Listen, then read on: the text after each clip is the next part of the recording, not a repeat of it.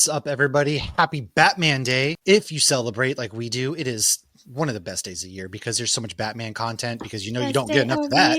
And today we are going to talk a very special run that's out right now, currently ongoing, one of the best, biggest DC series out there. That's right, folks. Absolute Batman time. And if I can get that on my camera, sorry, on YouTube.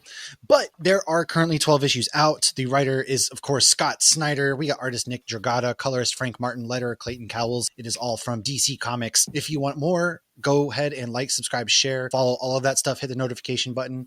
And then, of course, go to nerdinitiative.com where each week we do comic reviews. I do a lot of DC along with Ken and Megan from Vigilante Vibes, and Ken's from the ODPH, but we primarily handle the DC reviews. So if you want more Absolute Batmans, boom, right there for you. The Absolute series is awesome. I am drinking a nice pumpkin spice latte this morning, and we're ready to talk some Absolute Batman. We are going to spoil it.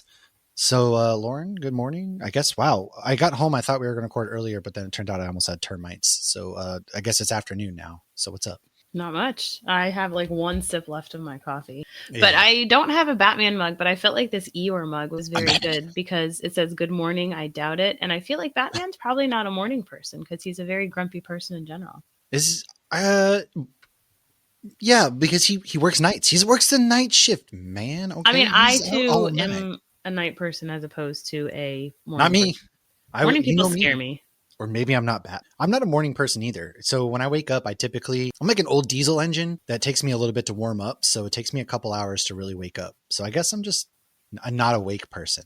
I don't want to be awake, but okay. Hey, you know what? I guess that's how you know I'm not Batman, because not a morning I don't want to be awake or a night person. Yes, so we are going to talk Absolute Batman. We're going to spoil it. This is a very, very good alternative take on Batman. If you don't know anything about the Absolute series, essentially this is Batman. It's Bruce Wayne, of course. He's 6'9". He's an absolute hulking, monolithic beast of a man. Gotta go big, man. Gotta go big. And what's really cool is he doesn't come from money. So his dad, Thomas Wayne, is dead, and his mom is still alive. She works very closely with Jim Gordon, actually, in this series. But what's even cooler is that they seem a little close. They're like they want to be definitely close. smooch, There's a little schmoozing with my mom going on there. Yeah, you got those vibes too. It definitely did. I definitely got those vibes. I am interested. Come on, Thomas Wayne's been gone for years. She has needs. She's yes, she. I mean, do you think that I was going to start saying something about screaming, Martha? No. Oh, geez, yes. Now someone's screaming, Bruce, Martha. They don't come from money, so he's decided he's going to become a big hulking beast. He is Batman. His friends, though, what is even better about this series is his friends are people like Edward Nygma. They are, Harvey Dent. Well, that's a riddle in of itself. Yes. So he's friends with a good amount of these villains that you would normally see. However, they're not villains right now, and they're helping him out. And Killer Croc like you and me. Yeah, Killer Croc's a boxer, and Bruce is his trainer, for instance. And he wasn't Killer Croc yet, but we will get to that. Overall, my thoughts on this is it is amazing. The first arc especially, you can get in the trade right now, where he fights against Black Mask and that war. Incredible. Lauren, what are your thoughts about, because you're not normally a big DC person, so I love seeing somebody who's into the series of DC and getting into this and keeping up with it. Well, this is the first Batman run I've read issue to issue. So I think it's a lot of fun. It's very different. And I feel like that's what some people are, going to have like issues with, of like, well, it's not, the Batman I know. He's always rich. So like, that's not my Batman. That's a big part of who Batman is that he's a rich orphan. So I think, though, that this still shows characteristics of Batman and characteristics of Alfred and all these other people. So it's still like true to the characters, yet it's completely different. And the art has been like phenomenal. So I actually have this is my number one. And then you open it. Yeah. Yeah. So this is the one I got. I got a couple. So I've got this, and I also have the foil variant that usually is up in my comic room, but my wife took everything down. I don't know where she put it. Oh, because it's for Halloween. Yeah, she didn't take everything down to be mean. She added it's Halloween, so Hyde Street's on. Yes, yeah. If it's a horror comic and horror like Halloween related, it's up there. I don't know where she put the long Halloween up there. Oh, I do have that book too, but you're right. The artwork and things are really phenomenal in this book, and I really love like right off the bat. Alfred's relationship to Bruce. So Alfred is coming to Gotham because he doesn't know Bruce. He didn't raise. He's he's a known badass. He's an assassin, isn't he? Assassin. He's some sort of special forces government related. And which makes sense that he would be. That's one of the things I loved in the show Gotham was that yeah, Alfred had a Pennyworth too. past. Yeah, I didn't watch Pennyworth. Is it worth watching? It was on one of those I channels that never watched nobody it. I'll be had. honest. I wasn't sure if that Was it it's on Stars? HBO Max actually though. Oh, Like is it now? they have the first the only season I guess is on HBO probably Max. nobody watched it. So if anybody's seen that and they think it's worth watching, I would definitely be. Krypton's another one. Like I love the idea of a prequel on Krypton. Get it. Yeah, I don't that was know on anybody who's Sci-Fi watched Channel, it. wasn't it? No clue. There was something Anyways. I thought on Stars, but I don't know anybody who actually has Stars. Listen, I have no idea. All I know is there is a massive DC collection of all the animateds, not just Batman, but all of them on HBO Max. And The Dark Knight Returns. HBO is the home for DC for sure. You got to watch The Dark Knight Returns Part 1 and 2 animated if you haven't watched that. It is my favorite animated Batman, first of all, which the size of Batman almost gives me Frank Miller Dark Knight Returns vibes in this, because in that one, you know, he's kind of like bulky. He's old versus this one he's young. He looks like an emo teenager at times. Oh, he definitely is. I mean, but yeah, geez, goodness gracious, I can talk. Essentially, Alfred is coming to keep an eye on Black Mask and that whole gang because they're doing some stuff. But that's when Batman gets in the way, and he's essentially, you know, keeping an eye on Batman, like, who is this guy? What's he about? This kid is kind of a young, dumb kid. Yeah, he needs some like guidance. He doesn't have an Alfred. He's doing all this on his own. He's reckless too at that. 100%. He goes in and kind of gets ahead of himself in some regards, especially when it comes to Black Mask, and Alfred kind of has to save him. But this is if you're on YouTube, this is a really good panel right here to show kind of Batman's size. And one of the cool things is that he has an axe. Batman wields an axe in this comic book, and I freaking love that. What are your thoughts on Batman's weapons? Because not only is he uses an axe, but his, you know, cowl and cape, essentially his cape, he can walk on his cape. It turns into basically bat wings to walk on and things like that. And it's a parachute. It's very functional. You see a lot of functionality. Cape usually it's really a parachute? Cool. Well, yeah. So like if he falls with style, he doesn't fly. Well, he can glide. So if you go back to, you know, Batman Begins, there's this whole really cool sequence. What I love about Batman Begins, it's him testing different fabrics. So when he's talking to Lucius down there in the R&D department, he finds that fabric that he just like electromagnetically like goes out. So he basically makes his cape out of that. And so when he is gliding over Gotham City, that kind of stiffens out and becomes like his cape. But yeah, I mean, in some iterations, I feel like that's what I was picturing in my head when I said that. Well, yeah. And in some iterations, his cape very much serves a functional purpose. And then in other iterations, it just kind of is there. Yeah, because then I started to think, well, because I feel like Keaton floated too, but I mean, he couldn't even move his neck. Yeah, Michael Keaton.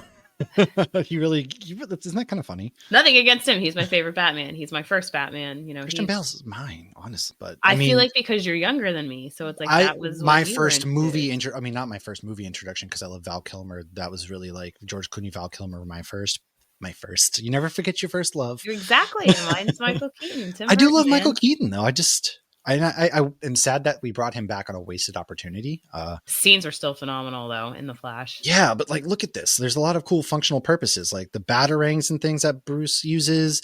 A lot of his suit serves a really functional purpose because I feel as though in this, he is still he has to because he's poor and has to essentially make his own suits and money and everything like that. And right, and you see him having like a real job. Well, one of the things I like too, and like you were saying it before, like, you know, we were saying he's a young, dumb kid and he needs guidance. And so in issue 12, you see him be like, yeah, I made a bad decision. I shouldn't have done that. And Alfred's like, I tried to warn you. And, you know, he's accepting responsibility for making a bad. Whereas I feel like you don't see that as much with rich Batman because, I mean, I feel like when you're rich, a lot of people suck up to you and unless people are going to give you the blunt, honest truth. And so I feel like he still has like accountability that we don't usually see necessarily with Batman. I agree. And that's what I like about Alfred and Batman's or Bruce's relationship is Alfred, they kind of end up working together and Alfred does take a liking to him at the same time. He was going to take out Batman. He was supposed to kill him. Yeah. Yeah. He was supposed to kill him and they end up working together. So this really first arc is Black Mask and they're going against this gang. And what's really cool is Batman obviously underestimates Black Mask. So he gets his ass whooped, but he uses there's a scene where he uses like his cowl to stab Black Mask with, and I thought that was just gnarly. Batman punts a child, which is probably like the best panel artwork. I need that panel right there blown up and hung up somewhere in my house. It wasn't just like a random child though. It was like it was not a random child. Right. It was the kid who was attacking him, like on the boat. He was working, but he punched the hell out of that kid. And I was just like, oh my God. Sign him to an NFL contract. If Batman ever needs a real job, there you go. He can go out there and be a punter. Yeah. But then like he's got the spikes and stuff too that come out of his, suit. There's a lot of functionality and a lot of really good moments. Did you have a favorite moment of yours that happened within like the first arc before we move to the next arc? Did we meet Alfred's daughter in the first arc? I don't remember because we've been reading this for like a year now. Actually, that's a good point. I don't remember. I did like the comparison with the daughter because I feel like that was why he had the soft spot for Batman a little bit. Like he messed up with his own daughter, and so there's like no fixing that. So I think he's just in this like parental kind of role. Yeah. I don't know. So I will say that was good. The next arc, though, after, Black Mask gets defeated, there's a really cool scene where Batman defeats him. We roll into some body horror stuff with Victor Fries. Now, it's not Victor Fries Sr., as we come to find out. It's Victor Fries Jr., who has been doing experiments. He's found out how to essentially turn himself into this really creepy, just grotesque thing. And so he's running experiments on people and turn them into that. And I thought that was a really cool shift from, we get gang violence. Jesus, I'm not promoting gang violence, but gang wars. And then we move into the next. It's Gotham. It's Gotham. Yes. We defeat like a gang lord. We'll say that. And then we move into the horror aspect of things where now Batman gets captured by Freeze and he's trying to turn him into one of his subjects. And you see like all of his other subjects attacking Bruce and Batman. He's got to fight them and everything. I thought that was the artwork there was really creepy and leaned into the horror aspect. It's showing different elements of what Batman and what this universe can be. Yeah. You remember this much better than I do. Yeah. No, I'm just like looking through the pictures. Fair. No. Okay. And that brings us to the big third arc now. So essentially, issue number 9 is where we get 2 issues, I think, of Victor Fries. That's it. But issue 9 is where we really meet, Bane, the Abomination. Like now we see Bane. He's obviously massive, and people were kind of criticizing how he was drawn, but he has to be drawn this way, and he's kind of a mercenary. It's not his fault. He was drawn that way. Well, I'm just saying, like, when Batman's 6'9" and an absolute monster. No, I get it. I just the way you said it. I channeled Jessica Rabbit. Yeah. Well, like, look at, so we meet Bane and this is his introduction. He's basically just crushing somebody's skull. And you're just like, oh, damn, he's not here to mess around. Batman really, really underestimates Bane, and Bane takes it to him in just an absolute brutal way, to where we get the scene where he's just kind of holding Bruce up by his head and is like, hey, guess what? In there too. Oh yeah, they give you the crypto preview at the end. Yeah. But he goes, you can call me Bane. Welcome to your new home now. Let's get you prepped for surgery. And what kicks off this arc is they've transformed people into these abominations. And so as Bruce, aka Batman, most people are not surviving. No, they're really not. So is a unique specimen. We see him. There's scenes where he's pulling his teeth out. He's being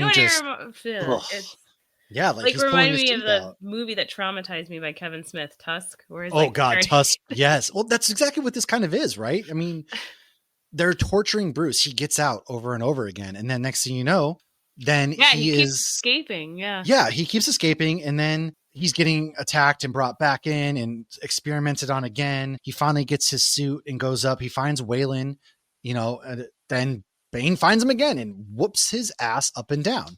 And it's just like, oh, damn. And that's when Killer Croc, Waylon Jones, has been turned into Killer Croc because of the experiments. Yes, he's looking like a dinosaur. And there's a really cool, I think, page where Batman is riding Waylon, getting back into the ring. You think things are going to finally kind of go well.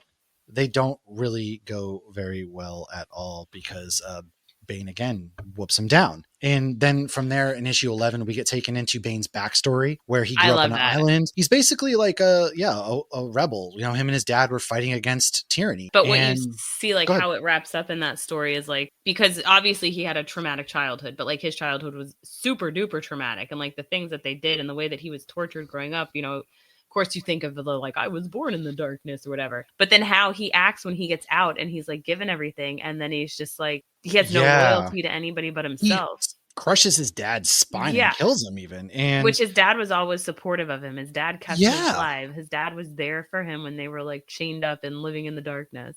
I do have a question. So the gentleman in the white here. Oh yeah. He didn't come back. Did he? Not yet.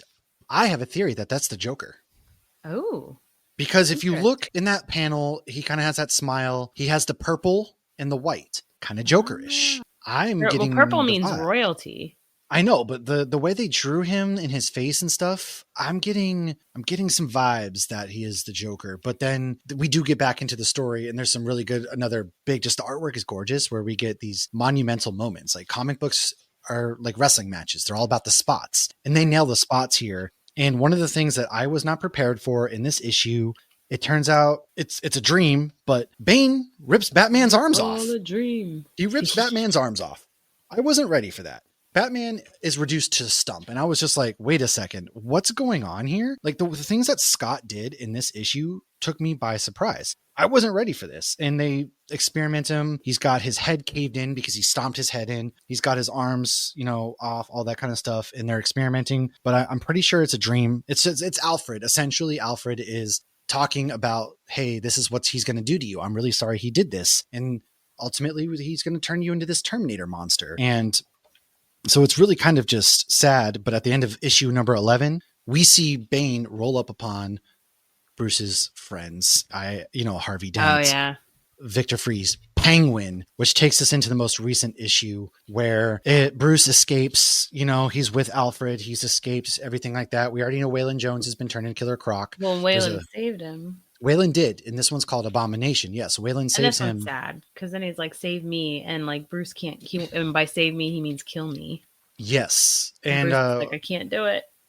We also get the flashback with Bruce and Selena talking about how, he's trying to get Waylon ready for this fight that he knows he can't win. Yeah, and he's gonna rig it. Yeah, he tries. I love that he goes to the mob guy, the Falcone guy, to I'm like, what are you doing? That's a side of Bruce we've never seen before either. It's kind of crazy. Gonna backfire. Well, this is the Bruce that didn't grow up with money. This is the Bruce that has to do stuff that he doesn't agree with doing, which I love, and I think that's what really makes this issue this story really stand out. Is that this is Bruce that we've never seen him before. Because it's so easy for Iron Man and Bruce to just do this, do that, whatever. Throw money at that. Fix this. Money's no problem. Really, though, it is. What a life. What a life. But, we finally see what happens to everybody. And we see that the Penguin, essentially, starting with him, he's been turned into this big deformed blob. And then we see Harvey where he was lit on fire. And so he's been lit on fire and he's angry at Bruce. And then we meet a very, very grotesque looking Riddler with this weird mask on his head and his brain's half exposed. He didn't do anything to me. He's like, I think you did. Well, yeah, because then it comes to show, and it's because he took their inner sides and made them as ugly as possible on the outside. So Oswald Cobblepot is obviously always very self-conscious about his looks and his, how he looks basically and how he walks and his, we see it even in the Penguin and you have lifts in your shoe and da-da-da. So he made him even more grotesque. He did. Riddler obviously was there were still characteristics of these characters when they were human and friends with Bruce. And so, he just created these monsters. And there's nothing Bruce could have done about it. He went after his friends. And this sets up Alfred and Bruce having a really cool one-page. Get the main guy. Alfred has a freaking big-ass gun. Bruce has his axe, and they're about to go to battle. Enter Selena Kyle. Battle axe, you might say. Well, this is when the issue leaves off with Selena Kyle being like, hello, Bruce, and she's Catwoman. So it seems as though something happened with them. Selena's Catwoman? I know, man. It's always those you least expect. Did not see that coming. So is Catwoman working with the bad guys now? What do you think happened between Bruce? Do you think there's a falling out over trying to rig the fight, or what do you think happened? I think she's still going to be true to Catwoman, where she's going to be on her side. I think she's still going to love Bruce and have a soft spot for Bruce, but I think she's still going to be on her side, and she's going to have some reason or some excuse for anything she did that Bruce doesn't agree with. But I love that last panel with her where you see the reflection of Batman in her own little cowl and whatnot. That's really cool. It is. There's so many just good, great scenes throughout this. But she's definitely been underutilized throughout this comic. She's shown up randomly, so it would make sense that she's going to be part of this next story. They sprinkled her throughout, and it's very interesting because you're like, okay, what's going on here? I know December we're getting Batman meeting Wonder Woman, their crossover for the first time, and I think we're going to be coming up. Batman, is it? It is. It's the Absolute Batman and Absolute Wonder Woman are due to crossover. Yes, they're meeting in December. And then from that also, I think we're coming up on the Absolute Joker as well. I'm pretty sure has been teased. Well, So we'll after find out if Bane, it's the Man in White. well, yeah, I think after Bane, we're getting the Absolute Joker arc. So I guess you're right. Well, I think that's what they're leading into. I really do. But overall, this has been a stellar story. This is easily 10 out of 10. Every issue for me has just elevated Batman's arc, his mythos in a very clever and creative way. I think Scott and Nick and all of them are just really bringing something to the table here, and it's showing because people are flocking to the comic book shops and picking this up right now. So do you have any final thoughts? Do you have any, so this is kind of your first Batman one. Do you have any other Batman stories that you kind of really love to read, check out? Do you have any other ones besides the Absolute Batman? Yeah, I read The Dark Knight. That was good. I watched The Long Halloween, which seems like it was pretty on par. Did you ever read The Long Halloween? I didn't. Okay, I have that. I just listened to Jen Snackle's sweet, sweet voice. Well, I'm pretty sure I have the Long Halloween novel. I always see it. Well, and then didn't they bring it back or something? Aren't they doing something again? They did the Long Halloween 2, and it was no, they were doing the Long Halloween a sequel to it, and it was actually pretty decent. That's out. You can pick up. But I really, the Long Halloween #1, like that first run, is on the pantheon, like the Mount Rushmore of Batman stories. When people talk about the must reads, it's always the Long Halloween. You can get Nightfall, Court of Owls from Scott, and Dark Knight Returns. Those are the ones that people mostly refer to you the most. But I think Absolute Batman is going to be one for sure. I do want to shout out one more, Christian Ward, because he did a really, really good Batman run. Oh, yes. I read that one. City of Madness. It's 3 issues. This was really good as well. Like the art and the colors. And I thought artwork alone is worth purchasing that. Yeah. And they brought back the Court of Owls in this one too. He said he channeled in the art Cthulhu, like those kind of monsters and stuff. Which, I mean, you can see it. As soon as he said that, I was like, oh, yeah, that's very apparent how like creepy it looks and the tentacles and everything. Yeah, that was really good. Oh, and I read the Hive Mind Batman. They did Batman. That was... They did, yeah. It was obviously very Batman, but there were so many funny moments in that like when they had the one room where it was like re-traumatizing, it was just an endless stream of like pearls getting yes, that is right. They did that. I will say too, I enjoyed Jackson and Colin, they did a lot of they did the One Bad Day Clayface, which is a really good run. It's a one shot. So I recommend picking that up. I have it signed by them actually. And that's going to be a good read before the Clayface movie next year. So we'll probably talk about that then when we do an origin, but that's definitely a big one. Maybe I'll get that right before. I picked up was it Batman Dark Patterns, or the recent book that just came out this week. I picked it up because it's kind of a sequel. It's takes place in like the 40s, I think 20s, 30s or 40s, one of those two. And it introduces Scarecrow into that one. So I picked that one up. That's a good book. But no, Batman Dark Patterns is different. Excuse me. The Dark Patterns series is phenomenal. I definitely recommend that. That's ongoing right now. There's also so many. I mean, there's the Gotham by Gaslight. That's cool. That's back in the 1800s. They also have Batman Gotham by Gaslight, A League for Justice. So if you want to watch, Western style Green Lantern, Martian Manhunter, Wonder Woman, Superman, and Batman team up against General Zod, that's going on right now. That's a very, very good run that I think people would really like. It's like their what ifs. What if Batman was I'm loving these. There's a lot of, so there might be a lot of Batman stories out there, but I can say that most of them are really good. Not every single one's going to be good, but those are the ones like Dark Patterns. I cannot recommend enough. Gotham by Gaslight's really good. Justice League versus Godzilla and Kong. That series is part 2 is going on right now. That's excellent. I cannot recommend that one enough as well. So there's just a lot of really good books out there for comic book lovers alike. I thought I had a picture of the Batman book I was talking about. I didn't. So that's kind of, Well, and I love the flashbacks. So it's like, because we don't know this Batman. So they've done a great job of giving flashbacks to tell the story. Well, they're keeping us guessing here for sure, because we don't know the flashbacks. So out right now, first 12 issues, you can get the trade that has issues 1 through 7. They're doing something really cool. DC is putting out the trades for each arc for these Absolute series really fast, which typically it takes a while. It's smart. Then you're likely to buy the single issues once you get caught up. Yeah. And I think they're doing that for that reason. So recommend 100% go on getting the trade, buying single issues, a lot of good variant covers, support the Absolute runs, support DC's All In series. DC KO is getting ready to come out in October. So that's going to be really, really good. It's basically a bunch of 1v1s in the first round, but after that, it's not just straight 1v1. It's a bunch of different matchups, all to see who can defeat Darkseid. So it's basically Mortal Kombat meets, DC Comics.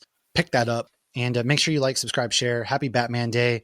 We will see you guys here on Monday, where we are releasing an episode all about Marvel Zombies. You know, we talk about the What If episode, the comic books to get you ready kind of for our spooky season and the release of Marvel Zombies, the 4 series. Yeah. So thanks, everybody. Happy Batman Day again. Peace out.